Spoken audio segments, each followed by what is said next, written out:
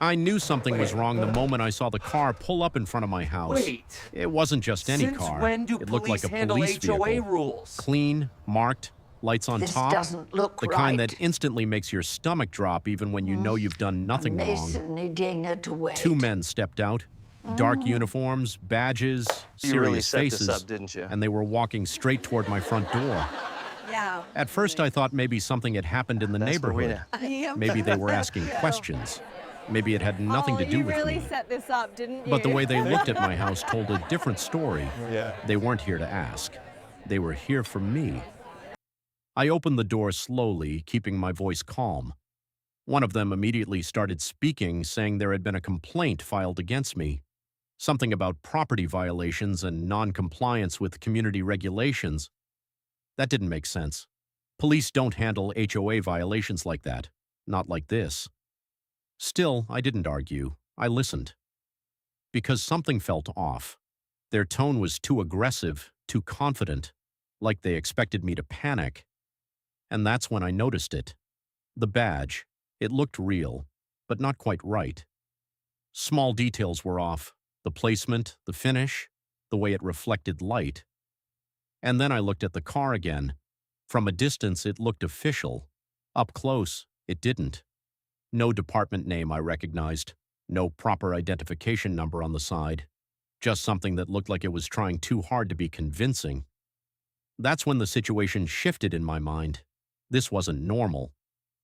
One of them stepped forward and told me I needed to cooperate immediately, or things would get worse. That word, cooperate, hit different. Because now I wasn't confused anymore. I was alert. I told them calmly that I understood, but I would like to verify the complaint first. That's when their attitude changed. Slightly sharper, slightly more impatient. Like they didn't expect resistance. Like they expected control. And that's when I saw something else. Across the street, parked quietly, Linda's SUV. She wasn't even trying to hide it. Sitting there, watching. That was the moment everything clicked. This wasn't random. This wasn't official. This was planned. I stepped back slightly, keeping my voice steady, and told them I would handle any official matter directly through the proper department. Not at my doorstep. They didn't like that. Not one bit.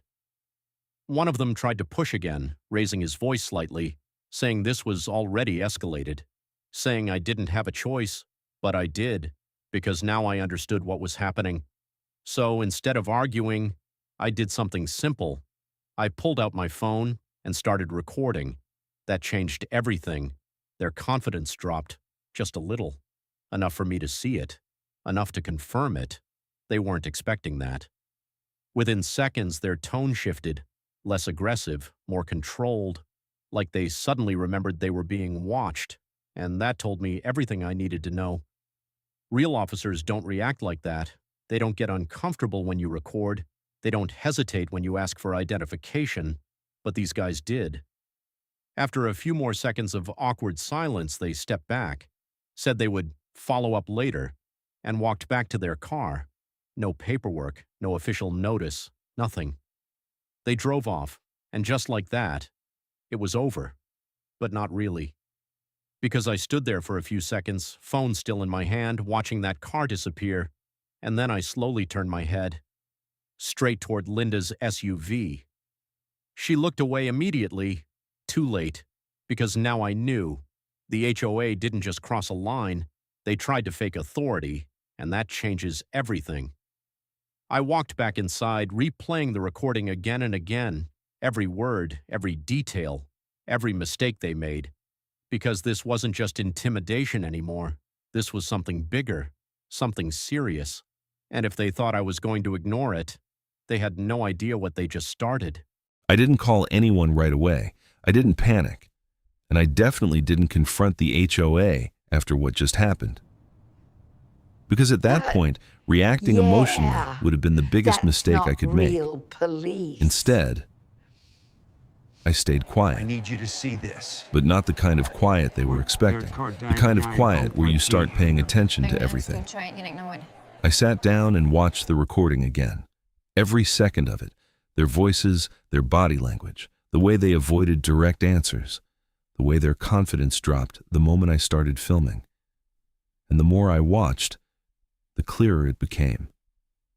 Those weren't real officers, not even close. But what bothered me more wasn't them. It was how comfortable they were, like this wasn't their first time doing something like this.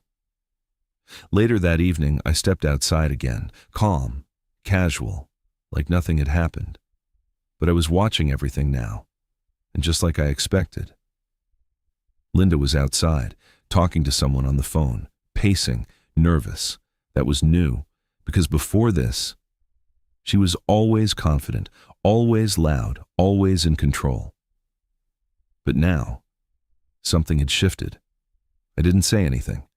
I just walked to my car slowly, giving her just enough time to notice me. And she did. For a second, our eyes met.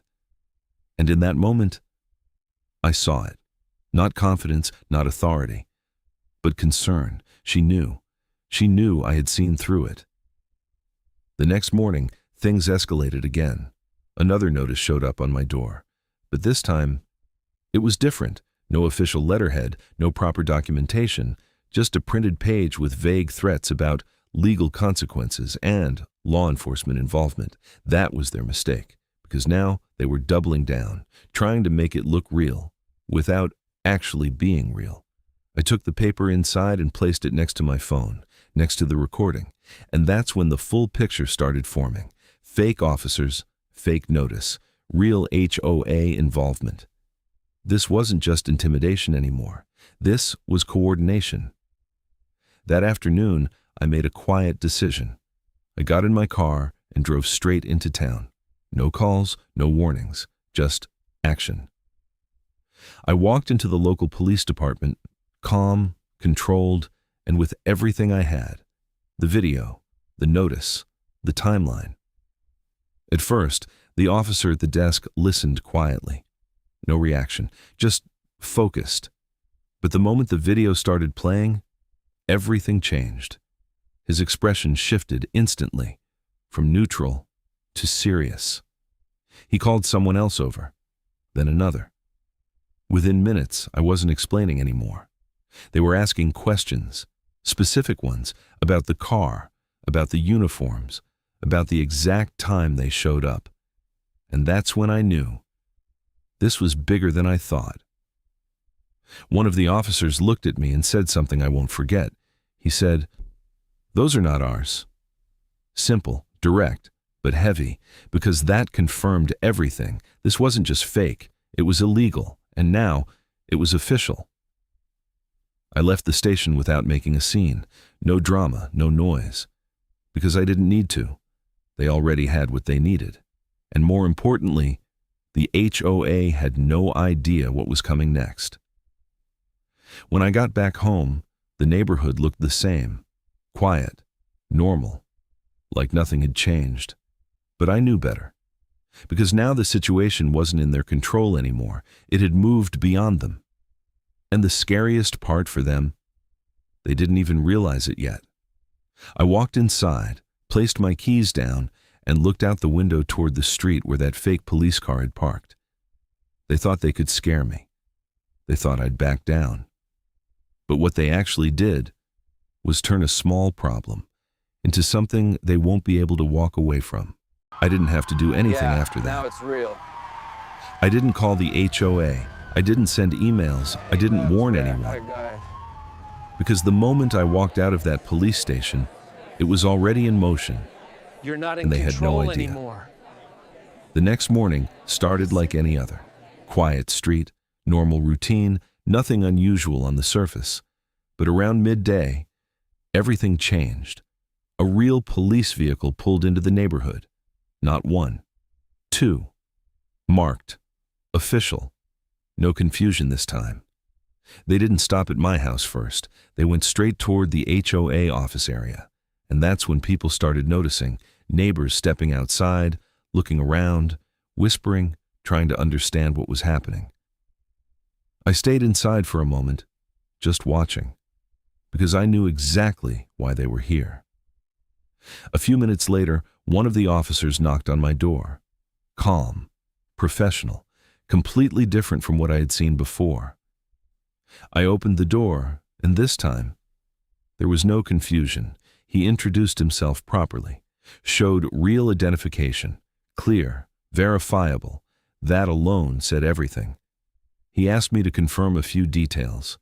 The time, the description, the video I had provided, short conversation, straight to the point. But the tone was serious. This wasn't small anymore. After that, I stepped outside and looked down the street. And that's when I saw it. The same area where Linda usually parked was now surrounded. Officers talking, taking notes, checking something inside a vehicle. Her vehicle. She was standing there too. But she didn't look anything like before. No confidence, no control, no authority, just tension and silence. For the first time, she wasn't the one giving instructions. She was the one being questioned. And there was no way out of that, because this wasn't HOA rules anymore. This was impersonation. And that's something you can't explain away with notices and warnings. More officers arrived shortly after, not loud, not aggressive, just methodical, checking details, connecting pieces.